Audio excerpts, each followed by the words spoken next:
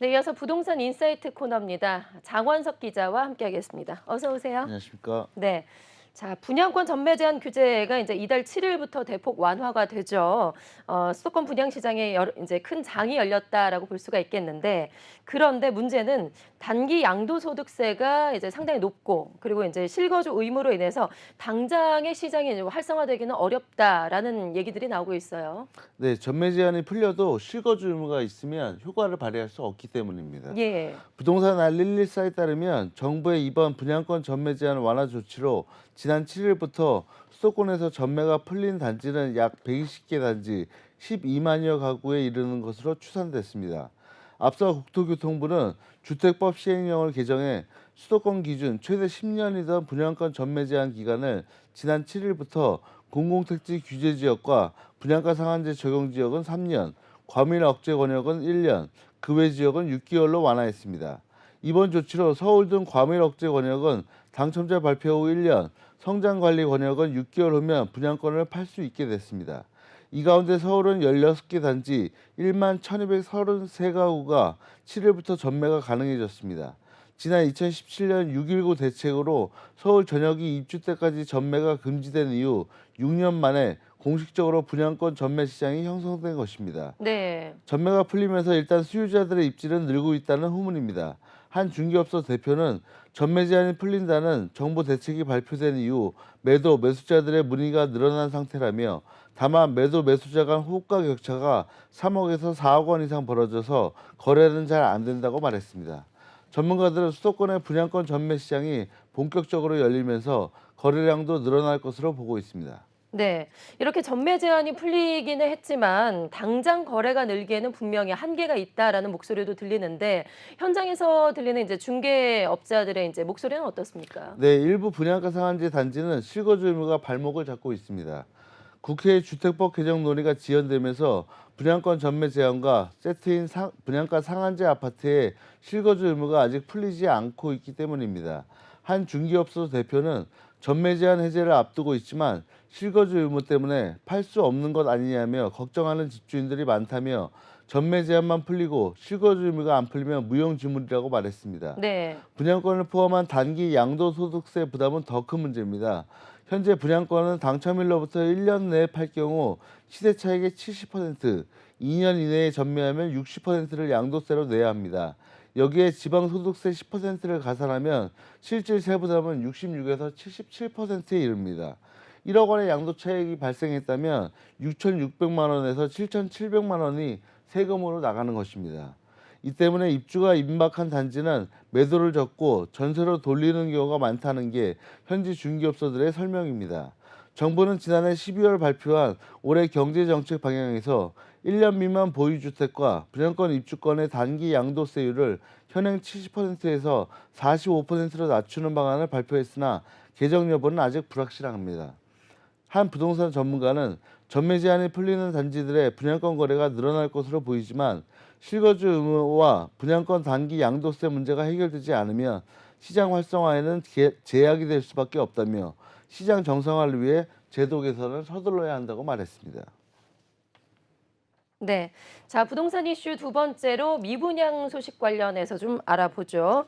자, 서울의 분양 시장에서 연이어서 완판 소식이 전해지고 있는데, 자, 문제는요, 바로 수도권하고 지방입니다. 수도권의 외곽과 지방의 분양 시장은 여전히 최악의 국면으로 접어들고 있습니다. 심지어 한 건설사에서는 집값이 떨어지면 다시 사주겠다라는 마케팅까지 등장했다고 하는데요.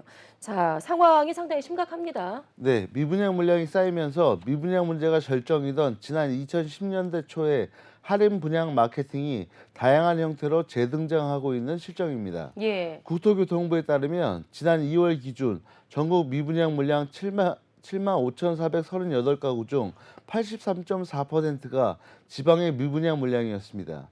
정부의 적극적인 규제 완화로 자금의 서울 쏠림이 심화되고 있어 지방 미분양은 추가적으로 늘 수 있다는 우려도 나오고 있는 실정입니다.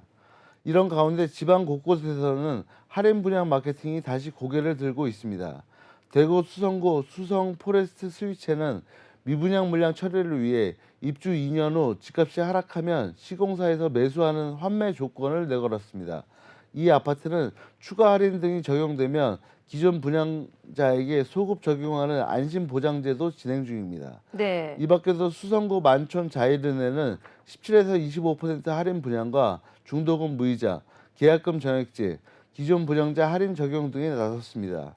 달서구 두류동 두류역 서안 포레스트는 기존 분양가에서 15% 할인 분양, 수성구 범어동 범어자이는 계약금 전액제와 중도금 무이자 등을 내세워 입주 전까지 추가 자금 부담이 없다고 홍보하고 있습니다. 수요 쏠림 현상에 지방 미분양 물량의 빠른 해소가 쉽지 않아 당분간 미분양 마케팅이 활발하게 전개될 것으로 전망됩니다. 정부도 미분양 해결과 관련해 건설사들의 자구책이 우선돼야 한다는 입장입니다.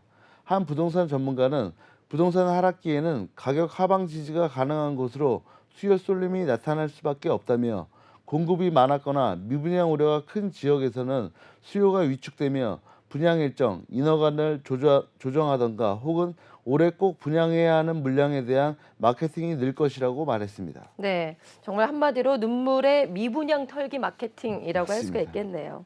자, 이어서 다음 소식도 짚어보죠. 다음 달부터 전세 사기 피해자가 불가피하게 이 자신이 살던 전셋집을 낙찰을 받더라도 무주택 요건을 유지할 수 있게 된다라고 하는데요. 자, 어떤 의미인지 좀 자세하게 설명이 필요할 것 같아요. 네, 국토교통부는 전세 사기 피해 지원 방안의 일환으로 이 같은 내용이 담긴 주택 공급 규칙 개정안을 7일부터 입법 예고한다고 밝혔습니다. 전세 사기 피해자의 무주택 인정 요구는 지난 1월 정부가 개최한 전세 사기 피해자 설명회에서 제기됐던 건의 사항이었습니다. 그동안 전세 사기 피해자가 불가피하게 전셋집을 낙찰받을 경우 무주택자에 대한 각종 청약 혜택이 소멸되는 불이익을 받았습니다. 낙찰받은 시점과 동시에 유주택자로 분류돼 무주택 기간에 따른 가점을 받을 수 없고 특별공급 신청도 불가능했습니다. 이 같은 불합리한 내용을 수정하고자 개정안은 보증금을 받지 못한 세입자가 경매나 공매로 임차주택을 낙찰받더라도 무주택 자격을 유지할 수 있도록 하는 내용이 골자입니다. 규칙 시행 전에 주택을 낙찰받은 경우에도 모두 무주택 자격을 인정받을 수 있습니다. 예를 들어 무주택 자격을 5년 유지한 상황에서 3년 전 전세 사기 피해를 입어 살던 집을 낙찰받았을 경우 기존 총 8년의 무주택 기간이 인정됩니다. 무주택 인정을 받기 위해선 청약 신청 시 전세계약서, 경매 낙찰 증빙 서류, 등기사항 증명서 등의 자료를 사업 주체에 제출해야 합니다. 원희룡 국토교통부 장관은 이번 규칙 개정을 통해 그동안 불가피하게 주택을 낙찰받아온 피해자들에게 도움이 될 것으로 기대한다면서 앞으로도 전세 사기 피해자에 대한 지원 방안을 차질 없이 실천해 나갈 예정이라고 말했습니다. 네. 자, 부동산 인사이트 다음 소식 짚어보겠습니다. 자, 사실 그동안 우리 주변에 있던 빌라는 서민의 주거지로 상당히 많은 인기를 누렸었는데요. 최근에 있었던 빌라왕 전세 사기와 아파트값의 하락으로 거래량이 상당히 많이 크게 줄었다고 합니다.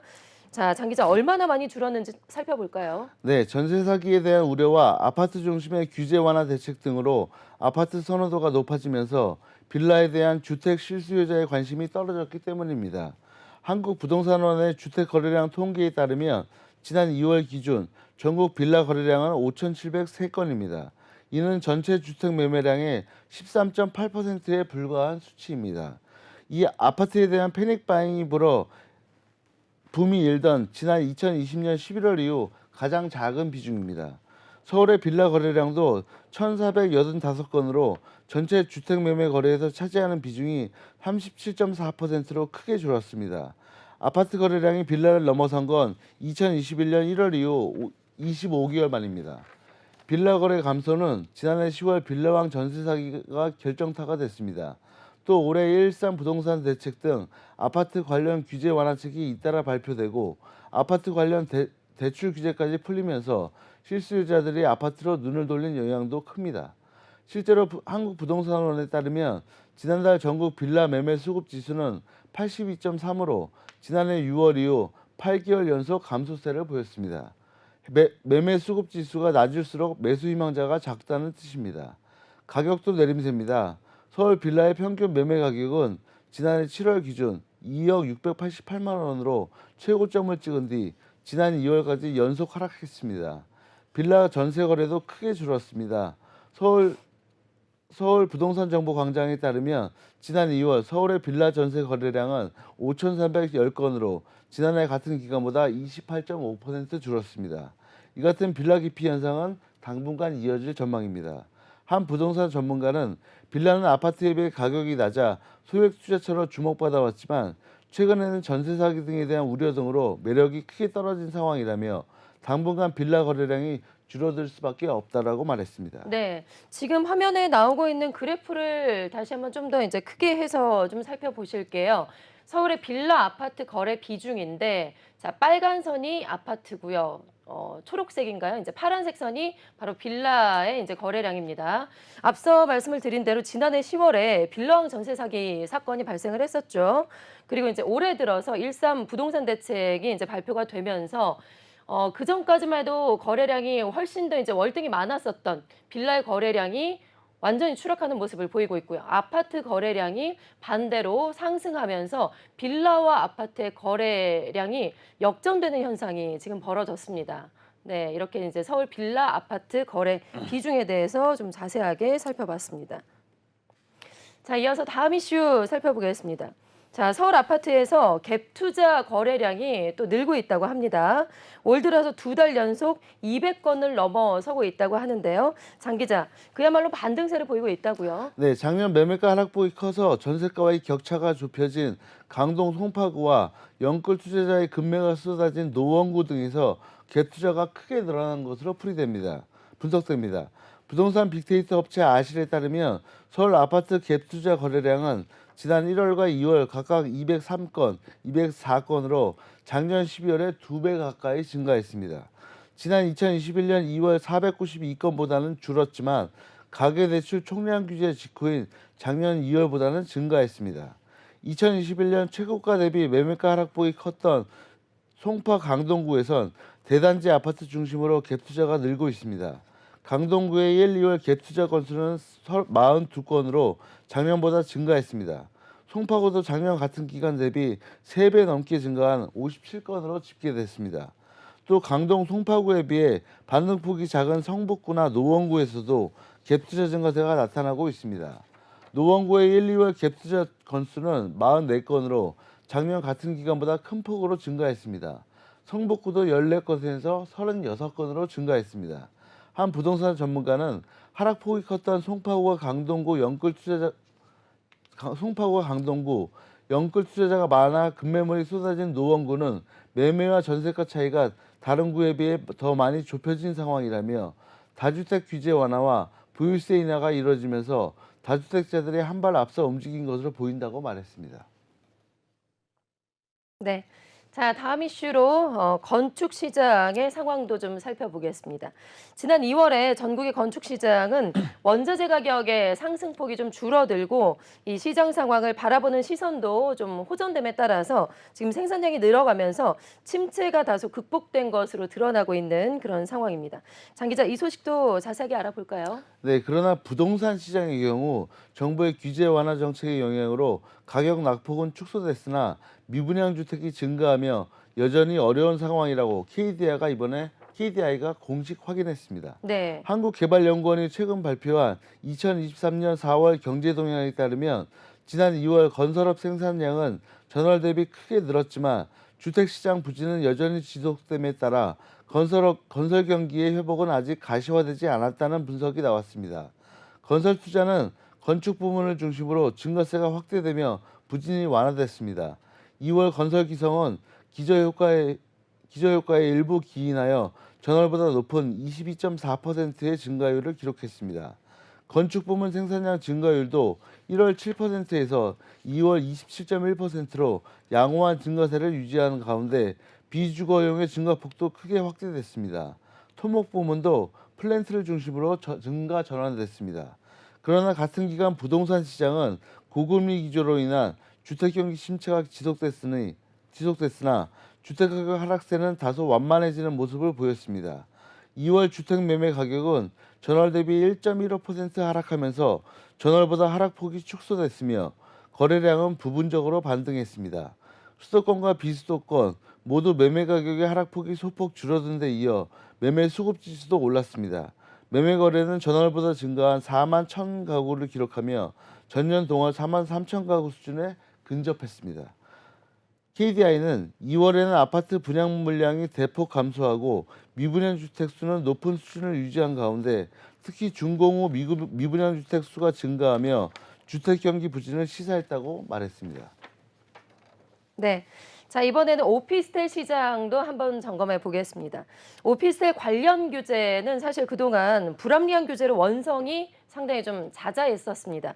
그런데 이제 오피스텔 관련 규제가 일부분 좀 풀린다라는 소식이 전해지고 있는데요. 이달 말부터 오피스텔 담보대출에 관한 총부채 원리금 상환 비율이 이 산정하는 방식이 아파트 일반 주택과 같은 방식으로 개선이 된다라고 합니다. 네, 이 같은 규제 완화로 오피스텔 담보대출을 받는 차주의 대출 한도 증가 효과로 서민 청년층의 대출 애로가 일부 해소될 전망입니다. 예. 그러나 고금리로 침체되는 오피스텔 거래 시장이 활성화되기에는 아직 부족하다는 분석이 나오고 있습니다. 금융위원회에 따르면 주거용, 업무용 오피스텔 담보대출 DSR 산정 시 주택담보대출 방식을 준용하도록 하는 내용의 은행 감독업 업무 시행세칙 등 5개 시행세칙 개정안이 오는 24일부터 시행될 예정입니다. 현재 DSR을 계산할 때 오피스텔의 담보대출 원금 상환 기간은 8년으로 고정돼 있습니다. 주택담보대출은 30년, 40년 등 실제 상환 기간을 적용하지만 오피스텔은 실제 상환 기간을 반영하지 않았습니다. 네. 그러다 보니 일부 실수요자들은 DSR 40% 규제에 막혀 오피스텔 담보대출을 받지 못하거나 대출을 받더라도 주담대보다 훨씬 적은 금액을 대출받을 수 있었습니다. 이와 관련해 역차별이라는 지적이 잇따르자 기획재정부는 지난달 29일 발표한 내수 활성화 대책에 주거용 오피스텔 대출 규제 완화를 포함시키기도 했습니다. 개정안에 따르면 앞으로는 오피스텔 대출 시에도 주택담보대출과 마찬가지로 DSR을 산정할 때 약정 만기가 적용됩니다. 즉 전액 분할 상환 대출 시 실제 원리금 상환액을 반영하도록 개선하는 것입니다. 다만 시장에서는 오피스텔 DSR 규제가 개선되더라도 오피스텔 시장의 활기가 돌기까지는 시간이 더 필요하다는 전망입니다. 올해 시행된 부동산 대책과 특례 보금자리론 등 대출 상품이 여전히 아파트에 집중된 만큼 대체재 성격이 강한 주거용 오피스텔 선호도는 상대적으로 낮을 수밖에 없다는 것입니다. 네, 부동산 인사이트 마지막 이슈 살펴보도록 하죠. 자, 부동산 시장이 지난해 극심한 거래 절벽에서 이제는 서서히 좀 탈출하는 그런 모양새를 보이고 있습니다. 지난달에 서울의 아파트 거래량이 17개월 만에 최고치를 기록했다라는 소식인데요. 지금 집값이 또 이제 바닥이다라는 얘기가 또 다시 나오고 있어요. 예, 2월에 이어 3월 달도 연속 2천 건을 넘어섰습니다. 네. 서울 부동산 정보 광장에 따르면 이날 기준 지난달 서울 아파트 거래량은 2,487건입니다. 지난 2월 2,462건에 이어 두 달 연속 2,000건을 넘어선 것입니다. 서울 아파트 거래량은 증가세를 보이고 있습니다. 지난해 10월 558건 저점을 시작으로 11월 731건, 12월 835건, 1월 1418건, 2월 2462건에 이어 6개월 연속 증가세입니다.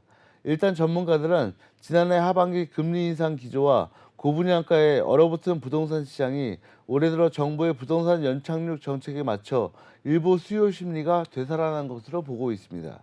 실제로 정부가 부동산 시장 연착륙을 위해 전방위적 규제 완화를 내용으로 한 1.3 대책 발표 후 거래량이 일부 회복되는 모습입니다.